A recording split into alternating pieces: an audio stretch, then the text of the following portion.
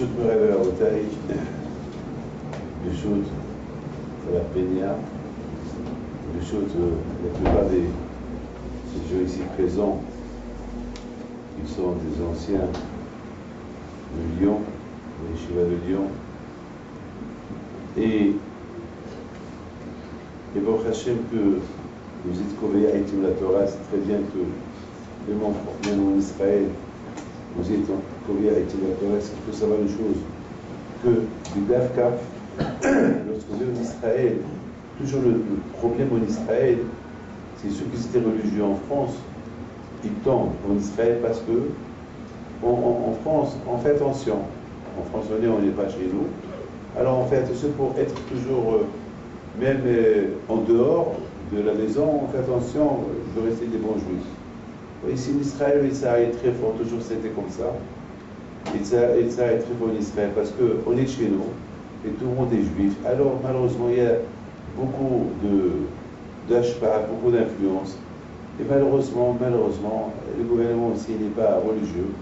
Donc malheureusement, les tentations, ils sont énormes. Et combien de gens je l'ai connus en France religieux, ils sont venus ici, ils sont tombés.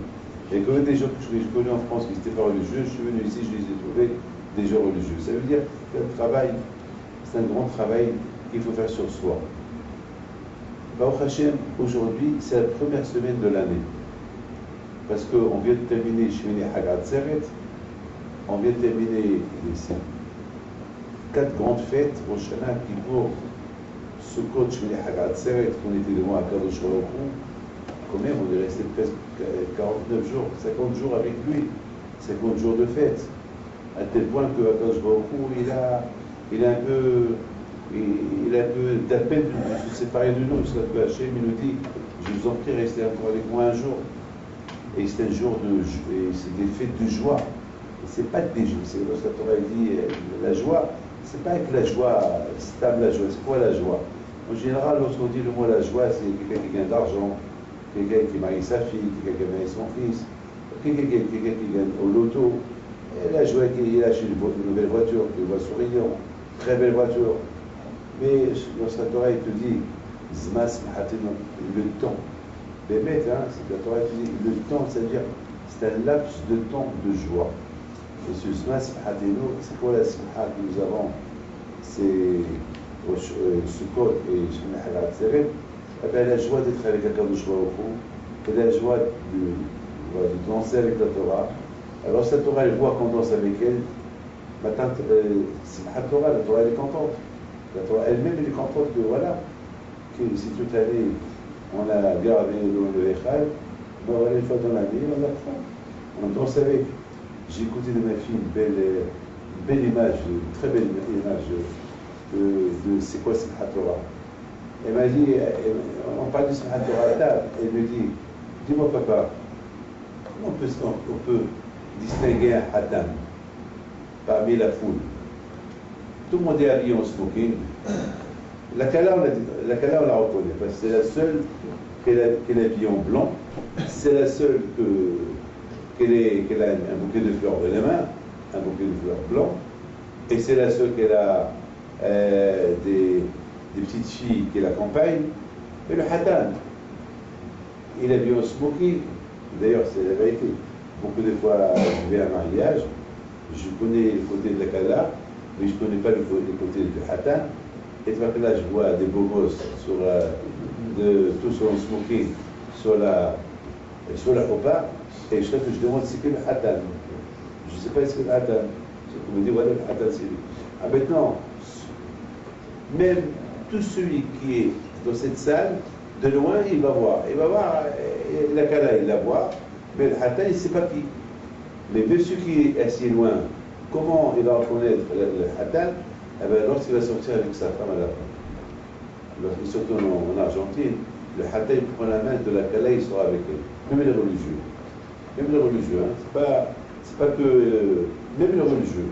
La première fois que je vu ça, j'étais choqué. Je dis quoi? Ce religieux touche sa femme. Oui, ben c'est sa femme. Voilà, c'est la première fois qu'il touche une femme dans sa vie. Et voilà, il prend les mains, il sera avec elle. Donc, l'image, elle est claire, elle est belle. Ah ben c'est ça, la Torah, on ne l'apprend pas à la Kala. Mais c'est qui le Hatan? La Torah, elle est là. La Torah, voilà. Le Hatan, c'est celui qui commence, après la Torah, il est attaché à la Torah. C'est lui le Hatan. C'est lui le Hatan Torah. Voilà, malheureusement, cette semaine, j'ai vu un Hatan Torah cette semaine. Hatan est venu en voiture le jour de Simchat Torah. Alors, parce qu'il ne sait pas le pauvre, il ne sait pas, on ne va pas le juger, parce qu'il ne sait pas. La preuve, voilà, il a acheté, il a fait une belle séoda, et il veut être Hatan Torah, il ne sait pas le pauvre. Il ne sait pas, donc la Torah reste toujours veuve. Elle n'a pas de Hatan. C'est que le Hatan Torah, c'est celui que, après Simchat Torah, après Rosh Hashanah, après Kippour, après Sukkot, après tout ça, on voit un changement en lui. C'est lui. D'après ça, je comprends pourquoi tout de suite après Simchat Torah, on commence Bereshit. Bereshit, c'est le début. C'est quoi le début? C'est-à-dire que la Torah, elle veut te dire, maintenant que tu es devenu le Hatan de la Torah, Bereshit. Peut-être c'est comme quelqu'un qui va se marier, ça y est, il rentre chez lui à la maison, il commence le mariage. Jusqu'à maintenant, il était avec ses parents, jusqu'à maintenant, il était avec elle était avec sa mère. Maintenant, ça y est, ils sont ensemble. Et d'ailleurs, Rashi, il dit que la Torah, elle s'appelle Réchit. Et Am Israël s'appelle Réchit. Alors, quand est-ce qu'Am Israël, il s'appelle Réchit? Comment je vous dis? Et quand est-ce qu'Am Israël, il s'appelle, ils sont Am Israël, ils sont Réchit, ils sont Réchit, lorsqu'il y a la Torah. Parce qu'on dit, Kudsha Berechu, Torah Eta, Am Israël Had. On dit la Torah. Et Akadosh Baruch Hu. Et Am Israël, ils sont une, ils sont un. Il n'y a pas Mikamecha Israël Goyahad Baretz. Goyahad. Il y a tous les juifs, n'oubliez pas que tous les juifs, on est sortis du seul personne qui était Abraham. Cette semaine, j'étais choqué. Je suis en train de lire une biographie de Gaon, de Rabbi Yitzhak Weiss, celui qui a écrit Mhat Yitzhak, qui était le Rosh Al-Bindin de la Kehila Haridit de Yerushalayim. Je l'ai connu parce qu'il était à Manchester, je me rappelle très bien de lui, et j'ai vu un peu sa biographie, que lorsqu'il a été sauvé, il a eu beaucoup de miracles. Et le dernier miracle, il a été caché dans un bunker avec 22 personnes. 22 personnes. Et le propriétaire, le fils du propriétaire, il a noté les noms des 22 personnes qui étaient dans ce bunker-là. Après la guerre, Baruch Hashem, ils sont partis à Londres. Et puis un jour, Rabbi Yitzhak Weiss al-Shalom, ou lui ou son fils, je ne peux pas me tromper, ils sont partis dire merci à celui qui les a sauvés en Hongarie, celui qui a pris leur nom dans le bunker. Donc le papa il est mort, c'est le fils. Et le fils, il leur a dit, vous savez, j'étais jeune, mais j'ai noté tous les noms de ceux qui étaient dans le bunker chez mon père. J'ai noté leur nom. Et voilà leur nom, et voilà leur nom. Et j'ai même noté l'âge. Avec la Weiss, il dit à monsieur combien ils étaient.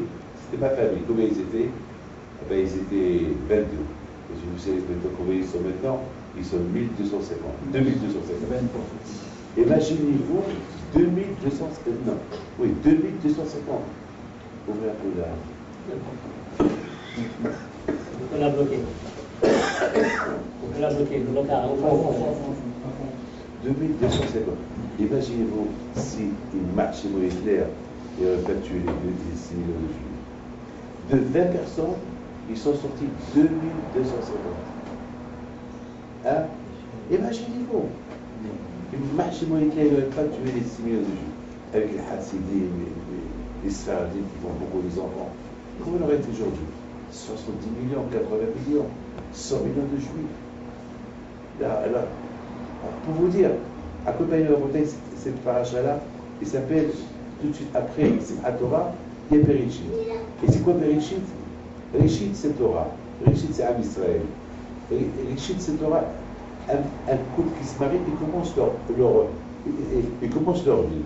Et par la bouteille, c'est ça, après c'est à Torah, on commence notre vie avec la Torah. Et tout démarre avec la Torah. Vous savez, et tout à l'heure, j'étais en train de réfléchir à Rosh Hashanah. on parle beaucoup de la naissance de Yitzhak Avinu. À partir de Rav Shach Alav Shalom, il disait que le plus grand livre de Moussar de la vie, c'est Bereshit. Il y a Bereshit, Shemot. C'est des livres, il y a beaucoup à apprendre de Adam, de Caïn, de Hével, de Noah, de la génération de Noah. Il y a plein à apprendre d'Abraham, Yitzhak, Yaakov, jusqu'à qui sont partis. Et Bémet, hein. Moi, toute mon année, elle est basée sur chaque semaine. Je rigole pas. Hein. Ma semaine, toute ma semaine, elle est basée, qu'est-ce que je vais apprendre de la paracha de la semaine. C'est pas que je fais la aliyah, je monte à la Torah, etc. Non. Qu'est-ce que je vais apprendre de cette paracha-là? Parce que la Torah, c'est des enseignements, comme il dit le Zohar Kadosh, et qu'il dit que la Torah, c'est des Eitzot. La Torah, c'est des conseils. On te donne des conseils comment vivre. Alors, moi, je voulais un peu comprendre. Qu'est-ce que, à Rosh Hashanah, on lit la paracha de la Haggadah. Je n'ai pas compris pourquoi je lis la paracha de la Haggadah. Ben, vous allez me dire, pour Hachem, il se rappelle la Haggadah d'Yitzhak. Eh bien, qui se rappelle? Je dois la lire. Est-ce que je dois la lire pour que le produit se rappelle? De toute façon, Kadosh Baruch Hu, Ki zocher kol nishkachot ata. Kadosh Baruch Hu, il se rappelle de toi, Kadosh Baruch Hu. Est-ce que j'ai besoin de lire la Haggadah d'Yitzhak? Pourquoi Kadosh Baruch Hu, il se rappelle ce que Yitzhak il a fait? Mais c'est l'air. Et alors, pourquoi il n'y a que Yitzhak seul qui a donné sa vie pour Kadosh Baruch Hu? Il y a eu des centaines de millions de juifs qui ont donné leur vie pour Kadosh Baruch Hu. Pourquoi spécifiquement que Yitzhak? Maintenant, il y a une chose que je vais vous dire. Vous savez que les Hachamim me disent qu'il y avait un vikouah, il y avait un argument entre Yitzhak et Ishmaël. Les deux, ils parlent. Ishmaël, il dit, moi je suis mieux que toi. Je dis, ah bon, pourquoi? Parce que moi je fais la Beit Mila, là, je 13 ans, et j'étais grand, sans anesthésie, sans rien du tout, et j'avais mal, et j'aurais pu éviter, et j'ai accepté, et je l'ai fait. Donc moi j'ai mieux que toi, alors que toi, tu as fait la Beit Mila à l'âge de 8 jours, tu avais pas mal, et voilà, donc moi je suis mieux que toi. Alors Yitzhak, il lui dit, ah bon, toi tu te vantes de moi par rapport à la Brit Mila, parce que tu as fait mitzvah, que tu avais 14 ans, 13 ans, moi j'ai 34 ans, et si un jour il me dit que je m'égorge, qu'il m'égorge pour être sacrifice à lui, je le fais. Alors, d'après ce Midrash, on n'a pas vu que Ishmaël, il a répondu. Ça veut dire qu'il a gagné. Vous savez, on dit Shtika Keodar. Vous dites un argument, je vous dis le mien, je vous bloque. Au départ, vous avez cru me bloquer avec vos arguments, et puis moi je réponds bon. Beaucoup de fois ça arrive. On est bloqué, donc on croit, on est sûr sur quelque chose, et après, lorsqu'on entend la deuxième partie de la chose, je ne savais pas. Je ne savais pas. On est bloqué. Là, Yitzhak, il a bloqué Ishmael. Il a bloqué. Maintenant, le Rodaï, tout ça, qu'est-ce que ça nous concerne, nous,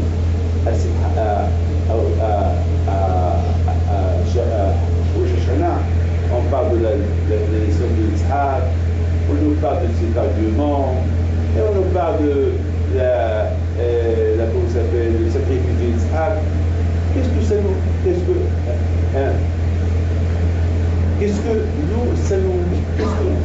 nous regarde, cette histoire-là, au Shoshana? Je ne vois pas pourquoi. On dit c'est pas je me suis même, sur chaque paracha que j'ai lu dans la fête, j'ai posé la même question pour la parler. Pourquoi? Parce que c'est Hachamim. Ils ont instauré cette paracha. Là, c'est qu'il y a raison. Les amis, écoutez bien. À Rosh Hashanah, c'est le début de l'année. Maintenant, c'est le début de l'année. Je m'explique. Rosh Hashanah, tous les avérotes qu'on a fait pendant toute l'année, à partir de maintenant, jusqu'à Rosh Hashanah, ils sont posés. Ils sont posés. On les voit. Donc il y a à Rosh Hashanah, il y a un grand qui se pose. C'est vrai. Mais alors, vous savez ce qu'il fait Akadosh Baruch Hu? Akadosh Baruch Hu, il renvoie tout. Il y a un peu panique. Si Hachem, il me pardonne, alors pourquoi Hachem, il laisse tout ça à entreposer devant lui? C'est ça ce qu'on appelle, c'est le protocole royal. Le protocole, il veut dire, il faut déjà qu'on montre les accusés. Maintenant, leur pardonner, c'est une autre chose. Comme hier, on est arrivé à Tel Aviv, à l'aéroport. Ceux qui venaient le chercher, il a vu qu'il y avait une grande queue. Il dit, bon, moi je connais quelqu'un dans un bureau et on va passer vite. Il rentre, après 1 minute, il sort et dit, elle veut vous voir. C'est normal. Elle veut vous voir. Elle sort, elle m'a vu moi, elle a vu William, elle a vu ma fille, et bien voilà, elle veut vous voir. Donc, vous avez compris, là aussi. Hachem, il veut que tu vois ce que tu as fait tout à l'heure. Hachem, il veut qu'on voit ce qu'on a fait tout à l'heure. Ils sont là. Mais donc, après, le son fait chauffage, tout ça, c'est autre chose. Mais à côté, au débat, c'est important qu'il y a tout ce qu'on a fait. Voilà. Tu as vu ce que tu as fait tout à l'heure? Tout le monde passe dans la justice. Regarde, on passe dans la justice avec tout ce qu'on a fait. Tu as vu ce que tu as fait? Tu as vu ce que tu as fait? Regarde. À moins de ne plus faire. Donc, à Rosh Hashanah, il y a des Ketuvim à Rosh Hashanah. Donc il y a aussi le petit truc d'Ishmaël qui se réveille. Parce que n'oubliez pas que Ishmaël aussi, ils disent ils croient en Dieu. Et le Ketuvim, de ce qu'il a fait, peut-être. Vous savez que la mitzvah la plus importante chez Akadosh Baruch Hu, c'est la Brit Mila. S'il n'y a pas de Brit Mila, tu n'es pas juif. La Brit Mila, c'est top. S'il n'y a pas de Brit Mila, d'ailleurs, même David Ameler, la Gemara elle raconte, que David Ameler, une fois, il était à la salle de bain, et puis à un moment donné, il a eu peur. Pourquoi tu as peur? Ouh là là, j'ai pas de mitzvah à faire. Je fais pas de mitzvot. Comment je vais te protéger? Je vais te protéger sur mitzvot. Oui, mitzvot. Je sens qu'il avait un brit mila sur lui. Voilà, moi j'ai une mitzvah qui est avec moi non-stop. La brit mila, elle me protège non-stop. C'est-à-dire que de là j'ai appris que David Ameler, chaque fois qu'il rentre à la salle de bain, il faisait à gauche je suis protégé. J'ai la brit mila. Comme les filles composent chaque jour, la brit mila aussi chaque jour pour dire donc j'ai cette brit mila, vous ne le faites pas, on ne le pense pas. Eh bien il faut le penser. Bon Hachem, du contraire, lorsqu'on pense à ça, on ne va pas fauter avec. Parce qu'on va l'utiliser comme pastiche, comme argument. C'est la mitzvah qui nous protège. Et c'est avec ça qu'on a un lien avec Akadosh Baruch Hu. Donc on ne peut pas fauter. On ne peut pas fauter. Comment? Ça, c'est avec ça que je suis allé avec Hachem. Et si je faute avec ça, avec la Brit Mila, le lien il se coupe. Donc vous imaginez, donc David Ameler à la Vachalom, il avait ça. Donc c'est ça qui est très important. Donc vous imaginez que Ishmaël, à Rosh Hashanah, il va commencer avec cet argument-là. Eh bien justement, la bataille. À Rosh Hashanah, il se réveille cet argument. Mais à Rosh Hashanah aussi, cet argument-là, il s'éteint. Pourquoi? Parce qu'il y a l'argument du Yitzhak qui se réveille. Hé, Ishmaël et ses bontés pour la Brit Mila qu'il a fait à l'âge de 13 ans. Mais attends, mais Yitzhak, il a répondu. Il a dit que moi je suis prêt à donner ma vie pour Akadosh Baruch Hu, à être égorgé pour Akadosh Baruch Hu. Donc ça veut dire déjà que l'argument d'Ishmaël, il ne compte plus. Ça, on l'a mis de côté. Maintenant, il reste l'argument de Yitzhak, il est important. Maintenant, lorsque Yitzhak, il a donné ça, lorsque maintenant, Quand je dit à Abraham Abino, alors on va voir si Yitzhak il a raison ou pas, et prends-le parce qu'il y a un argument entre lui et son frère. Maintenant, voilà ce que lui il a dit, voilà ce que l'autre il a dit. Maintenant, on va voir Tachlis. Est-ce que. Maintenant, on voit que vous avez bien compris. C'est pour ça que ils disent que l'épreuve a été plus forte chez Abraham que chez Yitzhak.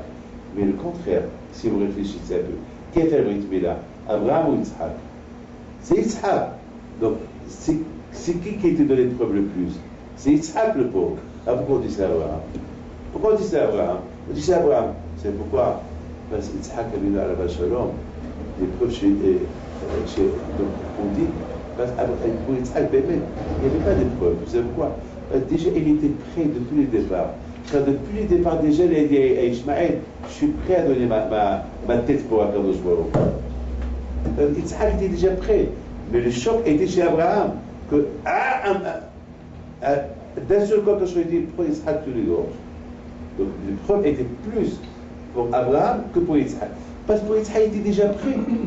Se prépare. Vous savez, dans l'Islam, il y a une différence. Quelqu'un, qu'on dit qu'il est malade, ou que l'Islam, soudainement, il meurt. Sauf que quand il meurt vite, ça choque. Ça choque. Les gens que je connais qui sont malades, après un an qui sont morts, j'accepte. Parce que j'étais prêt. Pendant un an, je savais qu'elle est morte. Mais quelqu'un qui est en bonne santé, qui n'a rien du tout, il est en super bonne santé, et soudainement tu entends qu'il est mort, ça choque. Donc maintenant on comprend, pour Abraham, le choc était énorme. Ah maintenant voilà où je veux arriver. Ah maintenant, alors Asma, non, alors Yitzhak Abino, maintenant on rappelle Bachamaïm, ce qu'il a vu Yitzhak Abino. Alors Bachamaïm, il y a le Malach qui nous protège, il dit à Kashmir, tu es en train de voir les avérotes qu'ils ont fait les Juifs. Tu es en train de voir Ishmaël et toutes les autres nations qui nous critiquent par rapport du bien qu'ils ont fait et nous le mal qu'on a fait. Mais Hachem, s'il te plaît, regarde bien maintenant, lorsqu'Yitzhak Avinu, il a donné sa gorge pour être égorgé, tous les néchameaux des Juifs, ils étaient en lui. Donc de la même façon que Yitzhak, il a donné sa vie pour toi, tous les Juifs, ils ont donné leur vie pour toi. Donc toi, Israël, il a fait le sacrifice. Pas que Yitzhak. Là, la bataille s'acclame. Parce que tout de suite, chacun de nous, Hachem, pourquoi tu regardes les fautes que j'ai faites? Pourquoi tu n'as pas enchaîné ma gorge?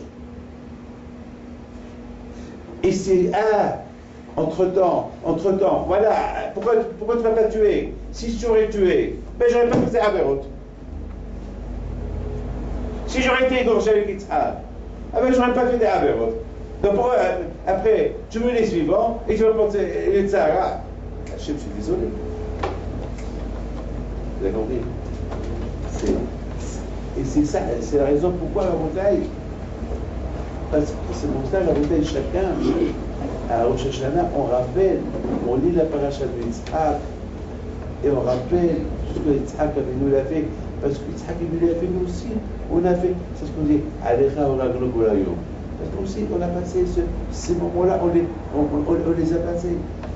Bien sûr, lorsqu'on rappelle à Akadosh Baruch Hu, ce que Yitzhak il a fait, et ce que nous, on a fait lorsqu'on était dans le corps de Yitzhak, alors ça diminue le kitour. Ça diminue le kitour d'Ishmaël. Ça diminue le kitour de... Parce que n'oubliez pas, je vais vous dire, l'Ishmaël aujourd'hui, il faut sacrifier par jour. Ils appellent le bon Dieu du matin au soir. Le nom d'Hachem est entre leurs mains, entre leurs bouches. Vous savez, à Botaï, que aussi à Yerushalayim, il y avait la parade des hommes et des femmes, ne pas dire qui vont ensemble, les hommes ensemble et les femmes ensemble. Vous savez, je me rappelle il y a une quinzaine d'années, les Arabes, ils ont crié, ils ont dit comment vous dites que cette terre-là, c'est la terre sainte? Comment vous, les Juifs, vous faites ça? Comment vous pouvez faire? Eux-mêmes, eux ils crient, non? Ça réveille des Kidogim Bashamayim. Ça réveille des Kidogim Bashamayim. Ça réveille des arguments contre nous, Bashamayim. Lorsque nous ici on mange du cochon, et eux ne le mangent pas, ils rigolent de nous. Lorsqu'on voit des gens importants chez nous, qui malheureusement, qui mangent du tarif dans les restaurants, c'est quoi ça? C'est lui qui représente Israël mange du tarif dans un restaurant. Tout le monde a crié sur Bibi. Lui aussi, il a mangé du tarif dans un restaurant à New York. Ça fait un scandale partout. Bien sûr, ceux qui sont de côté se moquent. C'est ça vos représentants. C'est ça votre religion. Ça fait une chair. Donc ça peut nous porter préjudice, Bashamayim, ces arguments-là. Il n'y a pas pire que Hilul Hashem. La Gemara dit, et même pas la Gemara, Alizal Kadosh dit que tout peut être pardonné sauf Hilul Hashem. À Hilul Hashem, il n'y a que la mort qui le pardonne. Aucune teshuva le pardonne. Et c'est quoi Hilul Hashem? Lorsque on vole, lorsque par exemple on crie la nuit et les jolis dehors.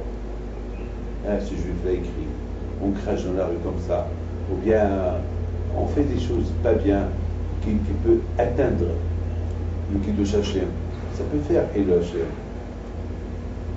Donc la bouteille, il y a tellement de Hilul Hashem qu'il y a eu sur nous, qu'on a provoqué pendant toute l'année. Tout ça, c'est pas. Le seul pardon de ça, c'est la mort. Alors quoi, on va mourir alors? Qui n'a pas fait Hilul Hashem dans sa vie pendant une année? Alors on va être condamné à mort. Alors il y a l'argument de Yitzhak qui se lève. Hashem, voilà, Yitzhak il a voulu donner sa vie pour toi. Et on y avait tous les chameaux. Aussi ils ont voulu. Pourquoi tu ne l'as pas fait? Pourquoi tu ne l'as pas fait? Tu l'aurais fait, il n'aurait pas eu tout ça. Pourquoi tu ne l'as pas fait? Puisque tu es content de ce sacrifice qu'il a fait Yitzhak, alors tu pardonnes à Israël par rapport à ça. Par rapport à ça, vous savez, mon grand-père, Alav Shalom, Béharon Exlel, c'est le père à ma mère. Je n'ai jamais parlé de lui.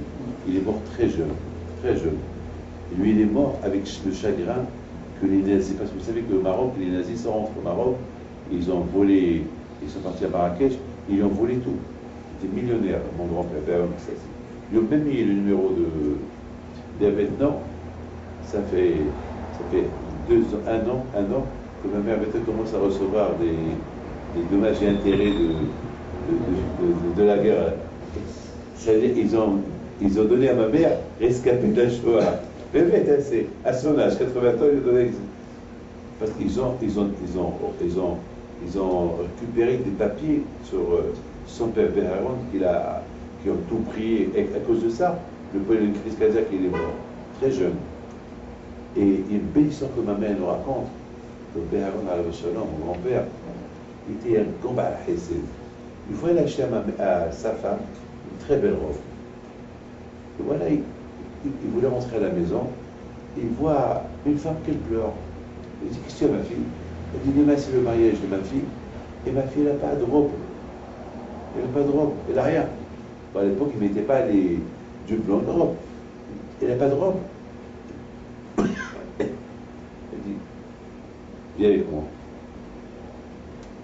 Il va à la maison et dit à sa femme, la belle robe que je t'ai achetée hier, tu vas lui donner. Alors il lui dit, mais c'est pas sa taille. Il dit, va peut-être tailler tout de suite, on va lui donner. Ça, ce qu'on appelle, vous savez, il y a des sacrifices. Il n'y a pas un juif qui n'a pas fait un sacrifice. C'est ce qu'on appelle un sacrifice de tzedaka, un sacrifice de hesed. Bon, on fait des sacrifices lorsqu'on se lève le matin. Moi, ce matin, j'étais drogué ce matin, parce que toute la nuit, j'ai toussé. Donc, j'ai pris un cachet pour que je dors, pour ne pas que je tousse. Et à un moment donné, j'avais plus. C'était dur pour moi de me lever. Et après, j'ai dit, bon, c'est faire Torah, c'est quand même, il faut se réveiller. Bon, il y a beaucoup de sortes de sacrifices. Vous êtes en train d'étudier la Torah, c'est un sacrifice. Vous n'êtes pas des Bnei Torah, vous êtes des commerçants. Un Bnei Torah, même un Bnei Torah, c'est un sacrifice. De s'asseoir 7 heures par jour à étudier la Torah. C'est dur. Moi, bébé, je ne comprends pas comment les gens ils peuvent s'asseoir. Je ne comprends pas. Et pourtant, j'aime la Torah, je l'adore, je donnerai ma vie pour la Torah. Mais je suis épaté. C'est ce que j'appelle Aléra au Rabbi Kolayim. Et qui peut s'asseoir et étudier même 2 heures par jour? C'est dur. Et tous ceux qui le font, Kolakavod. Kolakavod. Bébé. Kolakavod. J'étais en Pologne.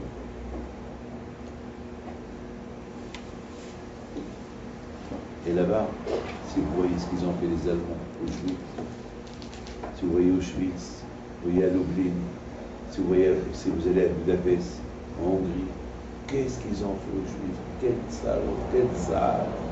Ils les jetaient par Hachem Ishmor, le rabbi Miklosenburg, le rabbi de Tzantz Alav Shalom, le rabbi Yehuda Koutier, le père de l'Admor actuel. Ils ont tué sa femme, c'est 11 enfants. 11 enfants, un pour le casser, un pour le casser son moral. Jusqu'à que quelqu'un lui a dit, alors, vous dites chaque jour, c'est ce que vous dites, hein? Eh bien, quel Dieu vous avez qui vous a choisi? Et quel Dieu vous avez qui vous a choisi? Ouais, ce Dieu qui vous a choisi, regarde ce qu'on est en train de vous faire. Alors, hein? Qu'est-ce que le rabbi Luxembourg a dit? Eh bien, bon Hachem, avec tout ça, je remercie le bon Dieu qui m'a choisi et que je meurs en tant que Dieu et que je ne suis pas un nazi. Parce que si j'aurais été un nazi, j'aurais été comme toi. Je préfère être tué pour le bon Dieu que stable de tuer pour le plaisir de tuer. Comme un barbare. Donc, vous savez, chaque génération, on parle de la Hakeda. Chaque génération. Parce que la Hakeda, c'est notre histoire. On ne parle pas que du Yitzhak dans la Hakeda. On parle de notre Hakeda à nous, lorsqu'on était dans le corps d'Yitzhak. Et je pense, mes amis, c'est l'exemple pourquoi Hachamim, ils ont dit, on compare les Juifs carrément. On compare les Juifs qu'une grenade. Pourquoi? Parce que il n'y a pas un Juif qui n'a pas fait une mitzvah dans sa vie. Quand vous voyez les grenades, il y a des Grecs qui sont concentrés comme ça. C'est comme ça les Jamoudam Israël. Il y a des Juifs qui sont dedans, il y a ceux qui sont dehors. Mais à peu près, il n'y a pas un Juif qui n'a pas fait quelque chose. Un sacrifice dans sa vie. Pourquoi? Parce que le sacrifice qu'il a fait lorsqu'il était de l'autre à Yitzhak, il se réveille en lui. Vous savez combien des Juifs, ils sont morts à la Shoah, ils avaient la possibilité de ne pas mourir, ils disent non, je préfère mourir juif. Mamage. Ah maintenant, c'est quoi le plus grand sacrifice aujourd'hui? Je ne vais pas vous gêner, d'accord, hein? Vous êtes prêts à m'écouter ou pas? Je vous le dis ou pas? Bien sûr. Je vous le dis? Ça va vous gêner un peu. À notre époque, le plus grand sacrifice qu'un juif peut faire, c'est de faire attention avec son iPhone. Le iPhone, c'est le Yitzhara, c'est Znout. D'ailleurs, quelqu'un m'a dit, avec des iPhones, c'est les mêmes lettres de Noef. Noef, c'est adultère. Noef. Noef. Ouais.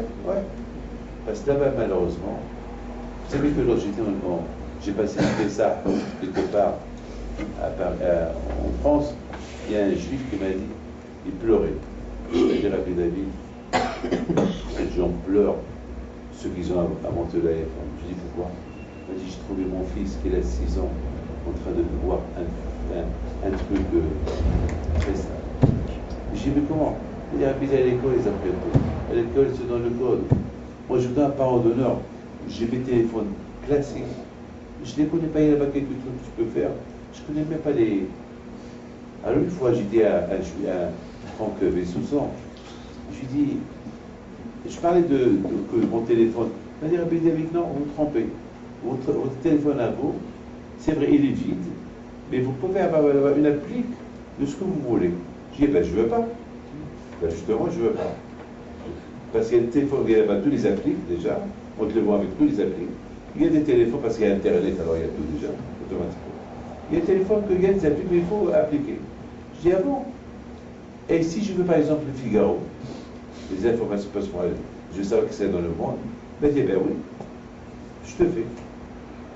Et si je veux savoir le temps aussi, pas beaucoup de voyages voyelles, ça aussi, je peux te le faire. Ah, il a fait le mois. Il me le fait. Il va aller chez moi, il me dit voilà, David, tu fais ça, papa. Ah, et ouais, ah ben ça va, je vais économiser l'argent. Non, mais rapidement, tu payes. C'est pas grave. Moi, là, je sais ce qui se passe. Le lendemain, je l'allume, il ne marche pas. Alors je la rappelle, je dis, il ne marche pas. C'est pas possible. Il dit, et voilà, il marche. Alors j'ai dit, alors éteins-le, il éteint, je l'allume, il ne marche pas. Je dis, voilà, c'est bizarre. Et il le rallume, ça marche. J'ai dit, que le bon Dieu ne veut pas que j'ai même le journal de pas fait pour savoir. Alors si il ne veut pas que j'ai même le journal dans le téléphone, il ne veut pas que j'ai autre chose dans ce téléphone. Donc le sacrifice d'aujourd'hui, c'est ça. La bouteille, un homme qui respecte la mitzvot, il se sacrifie chaque jour. Le mitzvah, c'est un sacrifice. Le Bouddha Torah, c'est un sacrifice. Lorsqu'un Kadosh Baruch Hu, il voit le juif, il fait des sacrifices, automatiquement devant lui, il y a toujours le sacrifice de Yitzhak Abinu. Et automatiquement, lorsqu'il y a des Kitugim, lorsqu'il y a des Kitugim contre nous, Bachamaïm, Kadosh Baruch Hu, il les annule. Kadosh Baruch Hu, il voit, déjà le fait que moi, je viens écouter avec la Peña, un shiur, c'est-à-dire que je suis prêt pour celui qui étudie la Torah, il a ce qu'on appelle Hiskat Akeda. C'est-à-dire qu'il est prêt à il a la Hazaka qui veut se sacrifier chaque jour pour Akash Baruch Hu. Donc ça, c'est un lutte. Des milliards de Gezerot. Une fois, je suis parti quelque part ici, et j'ai vu quelqu'un qui était en train de faire la prière, un ange juif qui faisait la prière. Tout de suite, qu'est-ce que moi j'ai fait? J'ai commencé à faire ma prière.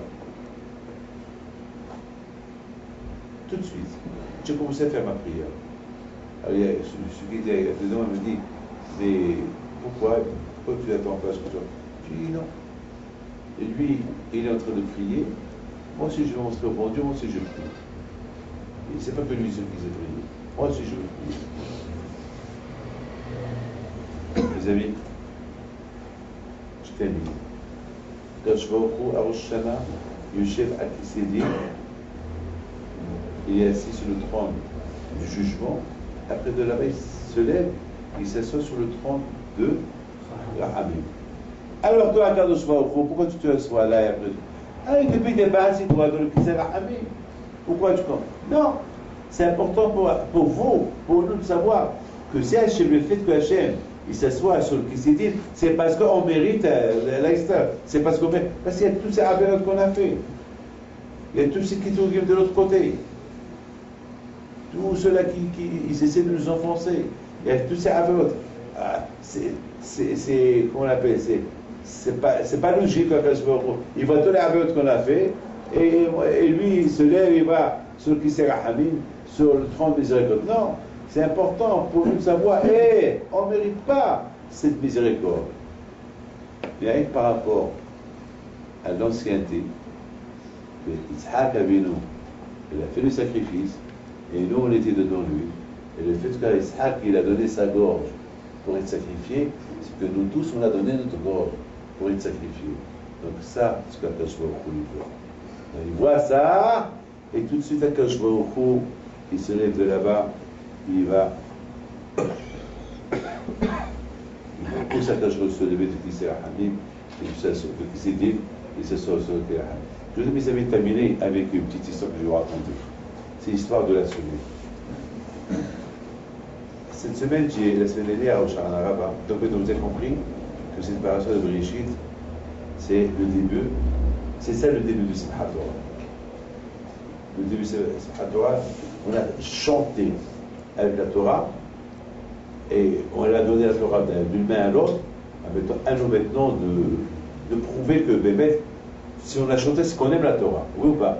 Parce que jusqu'à Simchat Torah, la Torah, elle est heureuse, elle est contente. Simchat Torah, la Torah, elle est contente.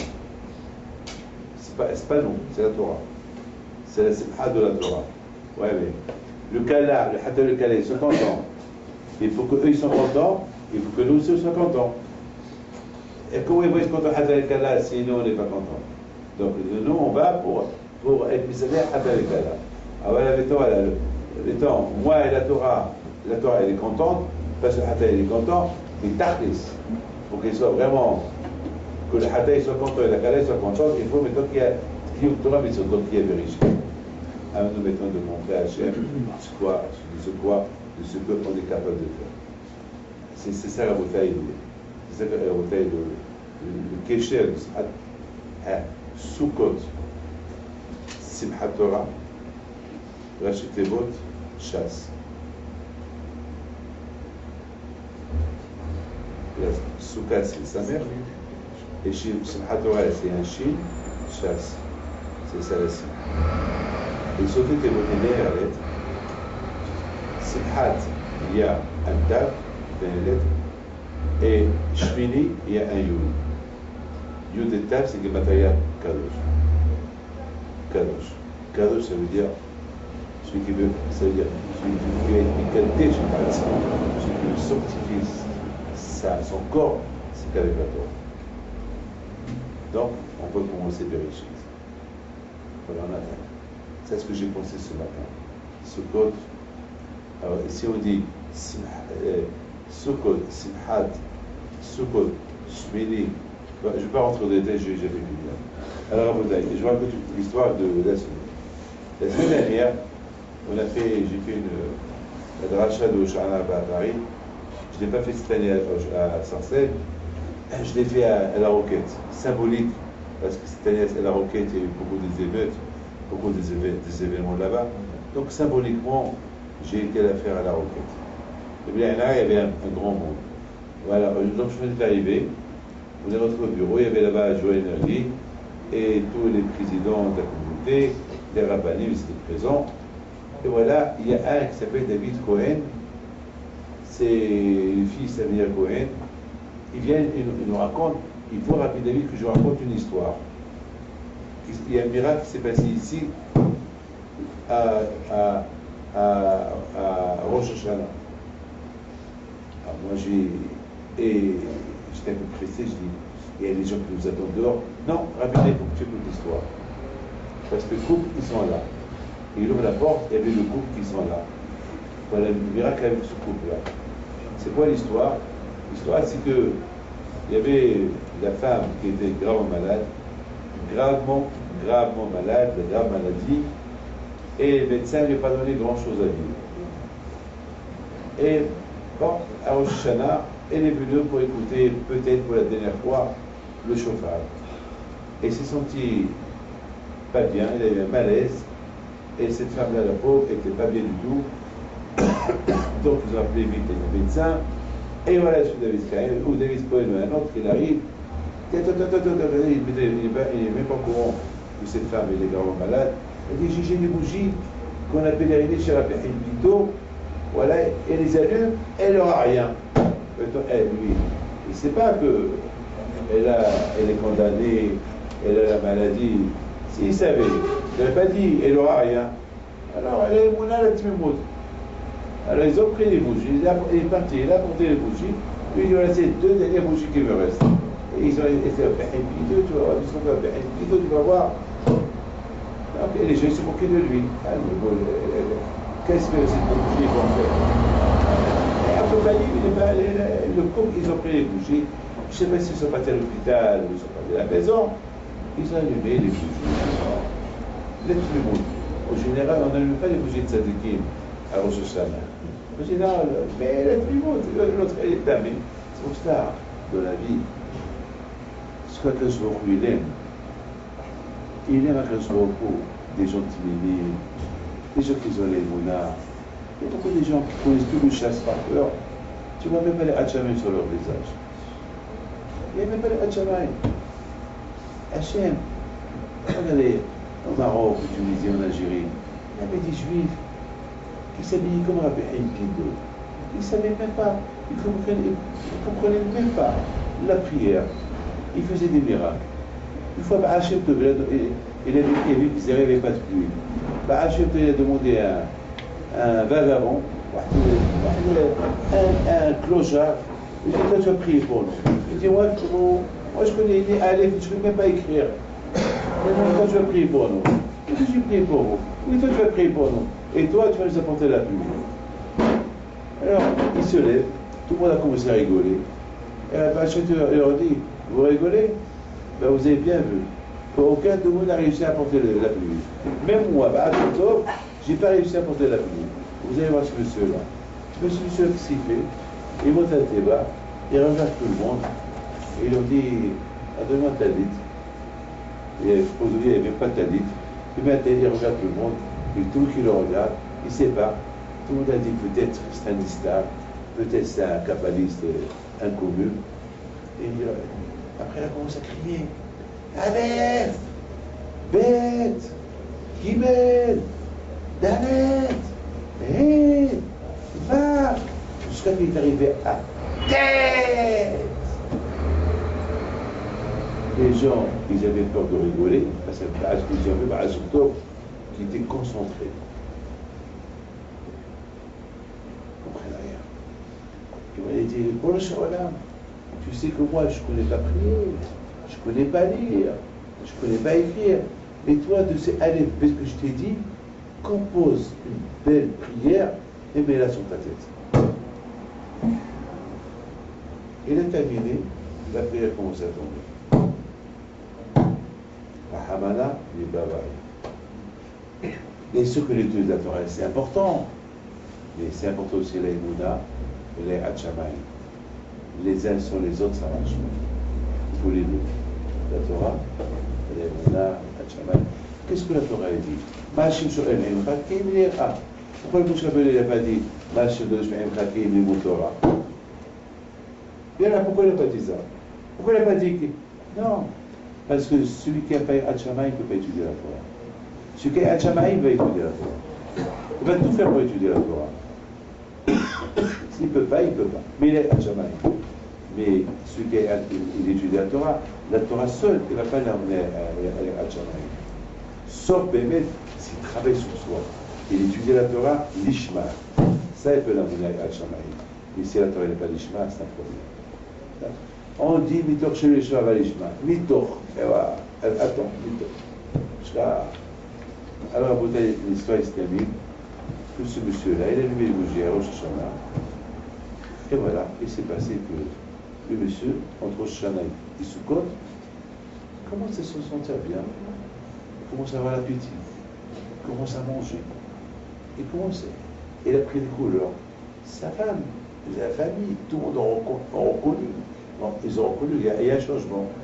Ils sont partis faire des analyses. D'une analyse à l'autre, le médecin ne comprend pas. Et la baie de Shana là-bas, le médecin il l'appelle, il dit, on ne comprend pas ce que tu as. Je ne sais pas qu'est-ce que tu as fait, mais tu n'as plus rien. Ton corps, il est propre. Tu n'as pas de cancer, tu vas vivre. Je ne sais pas quoi tu vas vivre. Alors je l'ai énervé, il entend ça. Il dit, eh bien, et tout le monde qui est autour de ça, ils disent, ben, c'est le pouvoir de l'Aïmouna, et c'est ça le pouvoir de l'Aïmouna. Et c'est ça la bataille, si on a vraiment l'Aïmouna sous côte. Parce que côte, c'est l'Aïmouna, c'est l'Aïmouna qu'on est avec Akadosh Baruch Hu. Si on avait l'Aïmouna, on attaque la Torah. Si on a l'Aïmouna qu'Akadosh Baruch Hu, c'est lui, Kaviachol, c'est lui, Ouhaya, Ouhiyim, c'est lui, Ouah Elokim, Hashem Melech, Hashem Allah.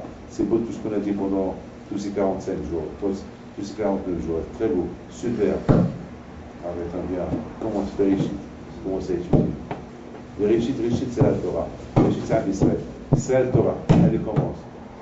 Et c'est la raison pourquoi, et je termine, à Simchat Torah, on dit Hashem Elech, Hashem Malach, Hashem Elech. Quel rapport Hashem Elech, Hashem Malach à Simchat Torah? Quel rapport Hashem Elokim à Simchat Torah? Parce que c'est ce qu'on a dit pendant 49 jours. Maintenant, c'est pas maintenant que les fêtes sont terminées, je vais laisser de côté Hashem Elech, Hashem Malach, Hashem Elech Rabbaï. Non, parce que tous les liens, on a fait les on l'a répété. On a fait les typos, on l'a fait que répéter. Et après ça y est, maintenant ça y est, Simchat Torah, ça y est. Alors, le vrai Simchat Torah, c'est que tu continues à savoir toujours que Kashmir c'est en haut. Parce après ça, c'est pas avec des sléhot, on va mettre des sléhot de côté, mettons, on commence la nuit. Non, pour atteindre le but de tout ce qu'on a fait pendant ces 49 jours, c'est maintenant. Vérifie. Sinon, c'est le Maboul. Vous avez compris? Sinon, c'est le Maboul. Voilà. Comme ce Bereshit c'est terminé, voilà. Et malheureusement, c'est ce qu'on fait chaque année. On termine les fêtes, on commence Bereshit et après, on plonge le Maboul dans ce monde-là. Ah, c'est quoi la Etza, Noah, la Teva, la Yeshiva? La Yeshiva. La Teva, c'est la Yeshiva. La Yeshiva, elle a protégé le monde entier. Au moins, il est resté vivant, Noah et sa femme. La Yeshiva, ils disent que la Teva de Noah, c'est le symbole de la Yeshiva. Comme que c'est Noah, comme c'est la Teva qui a sauvé ce peu de la mort, comme ça, la Yeshiva, elle va sauver ce peu de gens qui viennent étudier la Torah. Voilà, je souhaite de soir avec vous.